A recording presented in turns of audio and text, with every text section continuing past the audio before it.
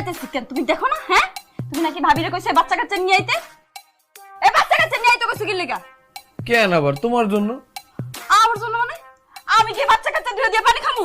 রোকেয়া, তোমার কথাবার্তার কিন্তু কোনো ঠিক ঠিকানা নেই। আমার কিন্তু এসব ভালো লাগতেছে না। প্রত্যেকটা দিন রাত্রেবেলা ঘুমাইতে গেলে তুমি আমারে বলো যে আমার বাচ্চা লাগবে, আমার বাচ্চা লাগবে, আমার বাচ্চা লাগবে। তোমার বাচ্চা লাগবে এই জন্যই তো আমি ভাবিরে কইছি যে দুইটা বাচ্চা কোনো জায়গা থেকে কোনো রকমে ম্যানেজ করে নিয়ে আসতে। আর এখন তুমি আমারে বলতেছো যে তোমার বাচ্চা লাগবে না। এই সবার মানে কি? হ্যাঁ, ধ্যাৎ, আমার ভালো লাগে না।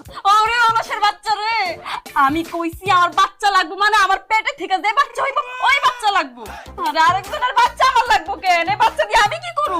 নিজের বাচ্চা কাচ্চা নিতে পারছ না, এই আরেকজনের বাচ্চা কাচ্চা আমি জীবনে লালন পালন করব না। ও এই কথা, তার মানে তুমি চাইতেছো আমি তোমারে বাচ্চা দেই? উহা আমার দ্বারা হবে না, ভাল লাগে না। এই জন্যই বিয়ার আগে আব্বারে কইছিলাম, আব্বা আমার লাগে একটা গর্ভবতী পাত্রী দেখেন। আব্বা আর আমি অনেক দেখছি, কোথাও গর্ভবতী মহিলা না পেয়া বাধ্য হয়ে তোমারে বিয়ে করছি। ওরে অলসের বাচ্চা, আমি যদি আগে জানতাম তুই এত অলসের অলস, আমি তোর কোনোদিনও বিয়ে করতাম না। ওই বিয়ের আসর থেকে তোর আমি লাথি মেরে বের করে দিতাম। এই আপনি দাঁড়িয়ে আছেন কেন? বাইরে বাইরে খুশি। আপনি কইলি আমি চলে যাবো? এই বাচ্চা দুইটা আমি ভান্ডারে থেকে নিয়ে আইছি, আমার ১,৫০০ টাকা খরচ হয়েছে, টাকা দেন। আমি কি আপনারা কইছিলাম যে আমার লাগে বাচ্চা নিয়ে